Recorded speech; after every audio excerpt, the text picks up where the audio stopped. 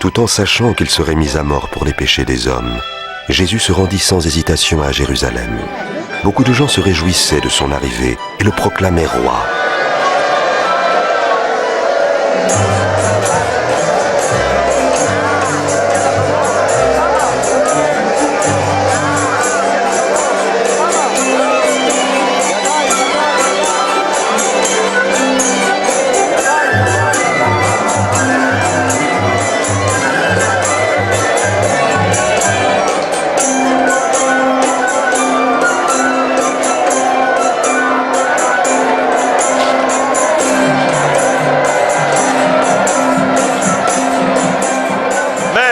Demande à tes disciples de faire moins de bruit. Je te le dis, si jamais ils se taisaient, ce seraient les pierres qui crieraient de joie.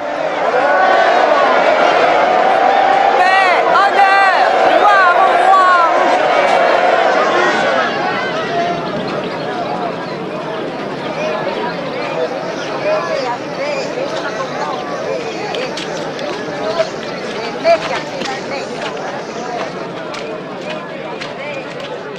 Quand il approcha de la ville et qu'il l'aperçut, il pleura sur elle.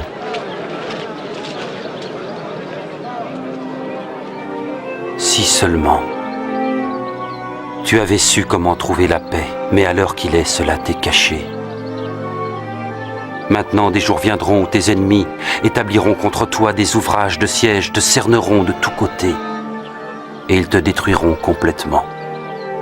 Ils tueront tes enfants, et ils ne laisseront pas en toi pierre sur pierre parce que tu n'as pas reconnu le temps où tu as été visité.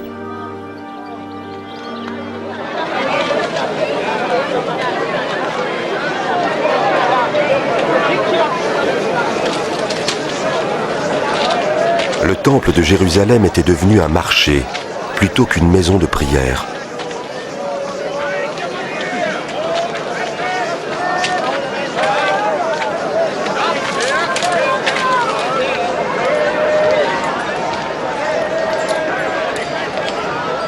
Cinq, 6, 7, 8, 9, 10,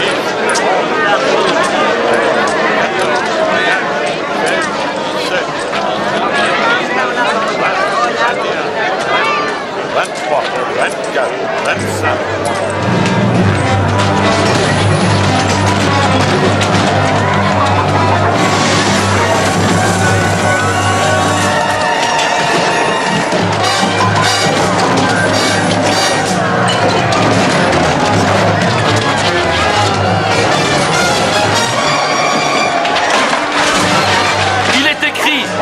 Ma maison sera une maison de prière, mais vous en avez fait un repère de brigands.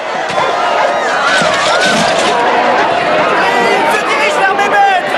Arrêtez-le! Arrêtez-le!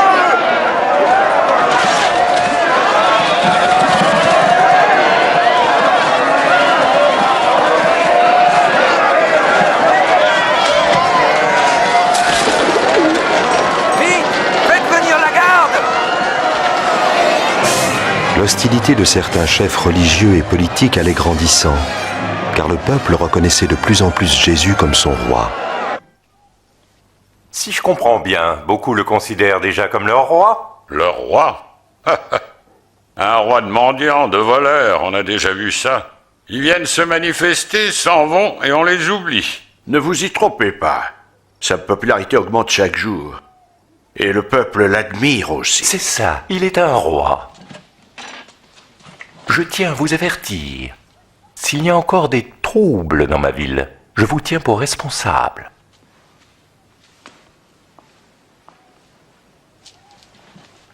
Il a peut-être raison. Il est temps de confronter ce Galiléen. À mesure que Jésus lançait ses attaques contre la clique hypocrite des chefs religieux et des anciens, sa popularité ne faisait que s'accroître, et l'hostilité de ses ennemis en faisait autant. Dans le temple, Jésus vit une veuve très pauvre qui déposait en guise d'offrande 2 petites pièces de cuivre. Allez, donne un peu plus. En vérité, cette pauvre veuve a donné bien plus que tous les autres, car tous ont pris sur leur superflu pour mettre dans les offrandes.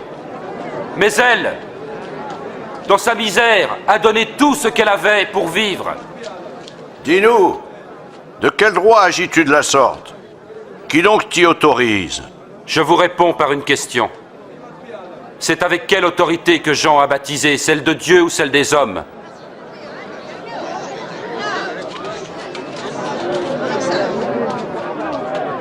Quelle réponse donner? Si nous disons avec celle de Dieu, il va nous répondre alors... Il fallait croire Jean. Mais si nous disons avec celle des hommes, cette foule nous lapidera. Ils croient tous que Jean était un prophète. Nous ne le savons pas vraiment. Alors je ne vous dirai pas de qui je détiens mon mandat.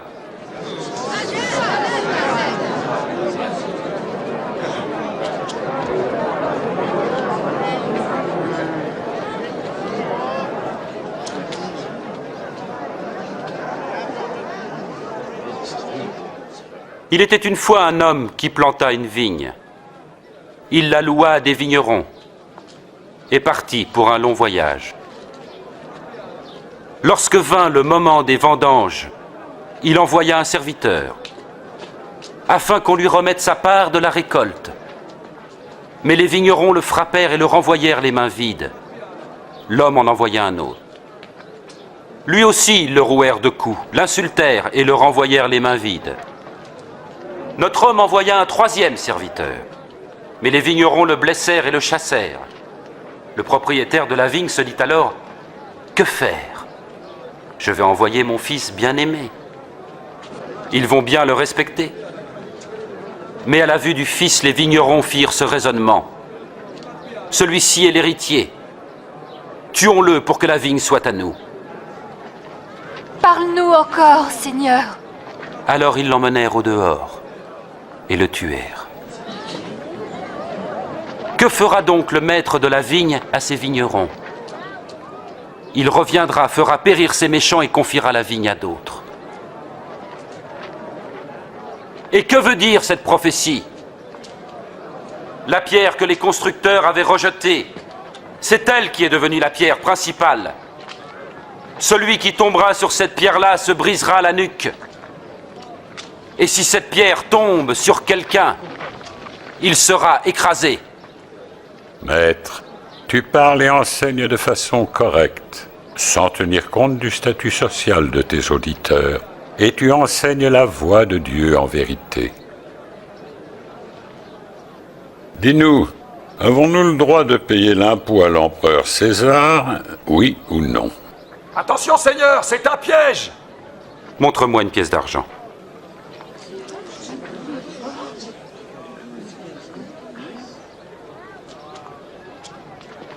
De qui porte-t-elle l'effigie et l'inscription? César! Alors rendez à César ce qui est à César, et à Dieu ce qui est à Dieu. Que répondez-vous à cela?